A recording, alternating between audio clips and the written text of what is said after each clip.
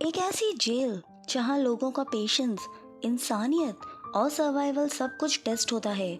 हर दिन खाना आता है लेकिन सबको बराबर नहीं मिलता। कुछ लोग पेट भर के खाते हैं और कुछ लोगों को एक टुकड़ा रोटी भी नसीब नहीं होती। सोचो, अगर तुम ऐसे सिस्टम में फंसे हो तो तुम क्या करोगे। आज हम एक्सप्लेन करेंगे द प्लेटफॉर्म, एक साइकोलॉजिकल थ्रिलर जो इंसान की ग्रीड और सर्वाइवल को एक्सपोज करती है। फिल्म की शुरुआत एक जेल से होती है। इस जेल का सिस्टम काफ़ी मिस्टीरियस है। इसकी बिल्डिंग लगभग 100 फ्लोर्स की है। इसके बाद इस जेल का किचन दिखाया जाता है जहां बहुत सारे शेफ्स तरह तरह के स्वादिष्ट खाने बना रहे थे। यही इस जेल की एक खास बात है। अब कैदी अपनी सज़ा के अनुसार अलग अलग फ्लोर्स पर रहते हैं। उन्हें खाना एक प्लेटफॉर्म के जरिए मिलता है। ये प्लेटफॉर्म सबसे ऊपर से शुरू होकर धीरे धीरे नीचे के फ्लोर्स पर जाता है। हर फ्लोर के कैदियों को सिर्फ 2 मिनट का समय मिलता है खाना खाने के लिए। अब बात करते हैं इस मूवी के 2 मेन कैदियों की, जो कहानी के मेजर कैरेक्टर्स हैं। ये दोनों सेल नंबर 48 के कैदी हैं। इनके नाम हैं ट्रिमागासी और गोरेंग। जब खाने वाला प्लेटफॉर्म नीचे की तरफ आता है तो ये उनके फ्लोर 48 पर भी पहुंचता है। ट्रिमागासी गोरेंग से कहता है, जितना खा सकते हो खा लो। लेकिन जब गोरेंग खाने वाले प्लेटफॉर्म को देखता है तो उसे बहुत अजीब लगता है, क्योंकि खाना बहुत गंदा और बिखरा हुआ होता है। दरअसल ऊपर वाले फ्लोर्स के कैदियों ने उस खाने को बुरी तरह से बिगाड़ दिया था। इसलिए गोरेंग सिर्फ एक सेब उठाता है, जबकि ट्रिमागासी खूब सारा खाना खा लेता है। जब प्लेटफॉर्म नीचे चला जाता है तो अचानक उनकी सेल का टेम्परेचर बढ़ने लगता है। गोरेंग ने एक सेब अपने पास बचाकर रख लिया था, जो नियमों के खिलाफ था। नियम यह था कि कोई भी खाना बचाकर नहीं रख सकता, वरना सेल को इतना गर्म या फिर ठंडा कर दिया जाता है कि कैदी या तो खाना वापस रखे या फिर मर जाए। यहीं से साफ दिखता है कि गोरेंग बाकी कैदियों से बिल्कुल अलग है। वो ना तो क्रिमिनल है और ना ही कोई हार्डकोर कैदी, बल्कि एक पढ़ा लिखा इंसान है। गोरेंग ने खुद अपनी इच्छा से इस जेल में आने का फैसला किया था ताकि वो स्मोकिंग की एडिक्शन से छुटकारा पा सके। गोरेंग दरअसल जेल में सिर्फ स्मोकिंग की लत छुड़ाने के लिए ही नहीं आया था, बल्कि वो एक किताब भी साथ लाया था। उसे यहाँ से निकलने के बाद एक सर्टिफिकेट लेना था। अगले दिन जब फिर से खाने वाला प्लेटफॉर्म उनके फ्लोर पर आता है तो ट्रिमागासी पेट भर कर खा लेता है, लेकिन गोरेंग वहीं बैठा रहता है। उसे बचा हुआ खाना खाने की आदत नहीं थी। ट्रिमागासी उससे पूछता है, क्या प्रॉब्लम है तुम्हें, खाना क्यों नहीं खाती। नीचे वाले फ्लोर्स पर जो कैदी हैं उनसे पूछो कि उन्हें बिना खाने के क्या झेलना पड़ता है। ट्रिमागासी खुद ही बता देता है कि उसने भी 1 महीना बिना खाने के ऐसे ही गुजारा था और हालत बहुत ही खराब हो गए थे।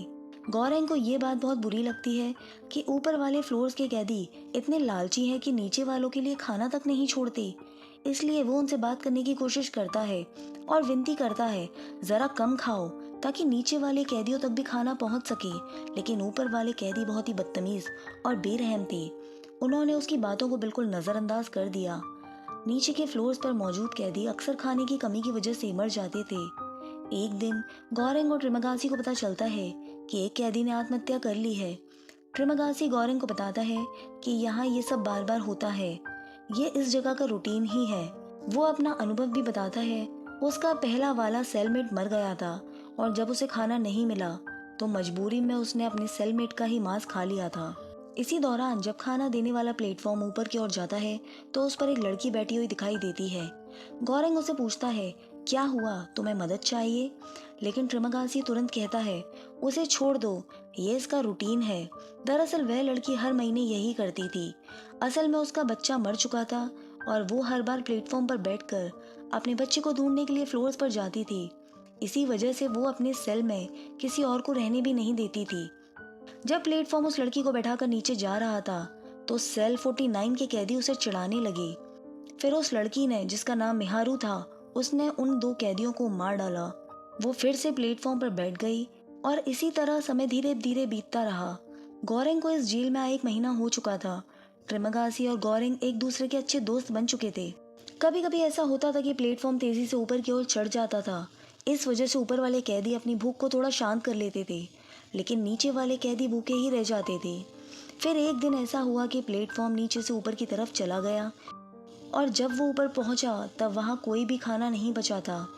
इसलिए ऊपर वाले कैदी या तो भूख से ही मर जाते थे या फिर खुदकुशी कर लेते थे। एक दिन ट्रिमंगासी और गौरेंग सो रहे थे। फिर उन्हें पता चलता है कि गैस को पूरे जेल में फैला दिया गया है ताकि सभी बेहोश हो जाएं। ये सब उस वक्त होता है जब उनकी सेल बदलने की ज़रूरत पड़ती है। अब वे सोचने लगते हैं कि काश उनकी सेल बिल्डिंग के बीच वाले फ्लोर में होती, क्योंकि वहाँ वाले कैदी थोड़ा फ़ायदे में रहते हैं। थोड़ा बहुत खाना भी मिल जाता है, चाहे प्लेटफॉर्म ऊपर जाए या नीचे जाए। कभी कभी नीचे वाले कैदी इतने खतरे में होते हैं तो कभी ऊपर वाले।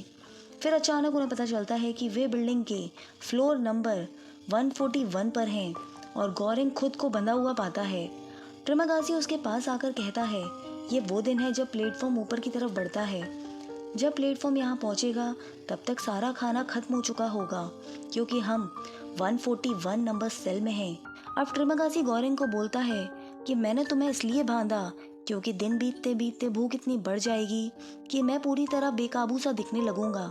यहाँ दिन गुजर चुके थे और ट्रिमंगासी का पेट भरने का ख्याल हर पल उसके दिमाग में था, तो साफ था कि गौरेंग भी बहुत भूखा था। हर इंसान की सहन शक्ति अलग अलग होती है और ये उनकी दया और इंसानियत पर भी निर्भर करती है। गौरेंग ने कभी नहीं सोचा था कि वो अपनी भूख मिटाने के लिए ट्रिमंगासी को काटेगा, लेकिन ट्रिमंगासी ने ये प्लान पहले ही बना रखा था। अब ट्रिमंगासी धीरे धीरे गौरेंग का मांस काटना शुरू कर देता है। गौरेंग चिल्लाता है, तभी मिहारू प्लेटफॉर्म पर बैठी हुई वहां आ जाती है और गौरेंग को बचा लेती है। खुशी से आज़ाद होकर गौरेंग ट्रिमंगासी को मार देता है। फिर मिहारू ट्रिमंगासी का मांस खाने लगती है और गौरेंग से भी कहती है कि वो भी खा ले। अब वे कई दिन तक इसी मांस को खाते रहते हैं, क्योंकि उन्हें पूरा महीना यहीं बिताना था। हालांकि ट्रिमंगासी का मरा हुआ शरीर दिन ब दिन बद से बदतर होता जा रहा था। उसके मांस में कीड़े भी पनपने लगे थे। फिर भी गौरेंग थोड़ा थोड़ा करके उसके मांस को खाकर अपनी जिंदगी बचाने लगता है। आखिरकार ये महीना भी गुजर जाता है। फिर एक दिन गौरेंग जागता है और पता चलता है कि वो बिल्डिंग के लेवल 33 पर है। उस समय उसकी सेल में एक महिला होती है जिसके साथ एक कुत्ता भी होता है। दरअसल ये महिला भी उस वक्त कैदी बनी थी जब गौरेंग आया था। असल में ये महिला तो मैनेजमेंट का हिस्सा थी जिसने गौरेंग का इंटरव्यू लिया था जेल में आने से पहले। फिर एक दिन खाने का प्लेटफॉर्म आता है और गौरेंग खाना खा लेता है, अपने पेट को भरता है। लेकिन वो महिला अपने कुत्ते को थोड़ा सा खाना देती है, खुद कुछ नहीं खाती, ताकि नीचे वाले फ्लोर के कैदी आराम से खाना खा सके। जब खाना प्लेटफॉर्म से नीचे की तरफ आता है तो उस फ्लोर के कैदी सबसे खराब होते हैं। वो बहुत भयंकर तरीके से खाना खाते हैं। फिर वो महिला उनसे पूछती है, तुम्हें क्या परेशानी है? लेकिन वो लोग उसकी बात पर ध्यान नहीं देते। एक दिन गौरेंग गुस्से में कहता है, अगर तुम सब खाना नीचे नहीं छोड़ोगे तो मैं सारा खाना गंदा कर दूंगा, तुम भी इसे नहीं खा पाओगे।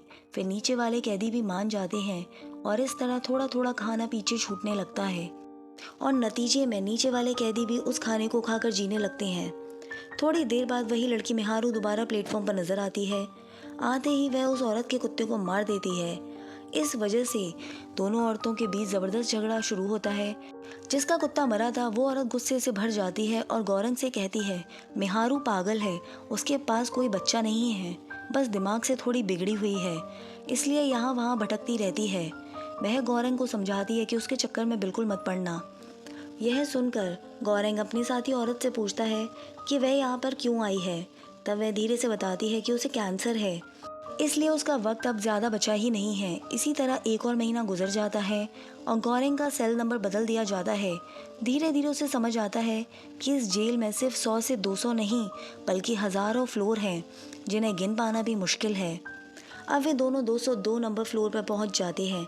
लेकिन यहाँ गौरेंग के लिए सबसे बड़ा झटका तब लगता है जब वो देखता है कि उसकी सेल वाली औरत ने खुदकुशी कर ली है और फांसी पर झूल रही है। अब गौरेंग को तरह तरह के वहम होने लगते हैं। उसे लगता है कि उसके सेल वाली औरत उससे कह रही है, मैंने खुदकुशी इसलिए की ताकि तुम जिंदा रह सको और मेरा मांस खाकर बच सको। लेकिन गौरेंग उसके शरीर को खाने के लिए तैयार नहीं होता, क्योंकि वो एक डिसेंट औरत थी। दूसरी तरफ गौरेंग की हालत और भी खराब होती जा रही थी, क्योंकि उसे बहुत भूख लग रही थी। ऊपर से उस औरत को कैंसर था और अब उस 202 नंबर फ्लोर पर उन्हें खाना पहुंच भी नहीं रहा था। मजबूरी में गौरेंग अपने साथ रखी किताब के पन्ने खाने लगता है। लेकिन जब भूख शांत नहीं होती तो वो धीरे धीरे उस औरत के मरे हुए शरीर की तरफ बढ़ता है। आखिरकार वो उसका मांस खाना शुरू कर देता है। इस तरह एक और महीना गुजर जाता है। फिर अचानक गौरंग अगली बार जागता है तो देखता है कि अब वो 6 नंबर फ्लोर पर है। इस बार उसकी सेल में एक नया कैदी होता है जो एक रस्सी लेकर आया था। वो आदमी गौरंग से कहता है, मैं इस रस्सी की मदद से ऊपर के सबसे ऊंचे फ्लोर तक चढ़ जाऊंगा और यहाँ से निकल के भागूंगा। लेकिन यह काम इतना आसान नहीं था। मदद करने के बजाय सब कैदी उसका मजाक उड़ाने लगते हैं। तभी गौरंग उसे बचा लेता है और कहता है बस करो। इसके बाद गौरंग समझाता है कि आने वाले कुछ दिनों तक वो दोनों मिलकर प्लेटफॉर्म पर नीचे जाएंगे और हर फ्लोर पर थोड़ा थोड़ा खाना बांटेंगे ताकि हर किसी तक खाना पहुंच सके। धीरे धीरे वे अपने इस काम को अंजाम देने लगते हैं। एक दिन जब वो लोग प्लेटफॉर्म से नीचे जा रहे होते हैं तभी उन्हें दिखता है कि कुछ कैदी मिहारू को मारने की कोशिश कर रहे थे। गौरंग तुरंत उन कैदियों को मार डालता है और मिहारू को बचा लेता है। लेकिन इस लड़ाई में गौरंग भी बुरी तरह घायल हो जाता है। असल में मिहारू पहले से ही बहुत ज्यादा जख्मी थी। ज्यादा देर तक वह जिंदा भी नहीं रह पाती और उसकी वहीं पर मौत हो जाती है। इस तरह अब वो पागल सी दिखने वाली लड़की मिहारू भी हमेशा के लिए खत्म हो जाती है।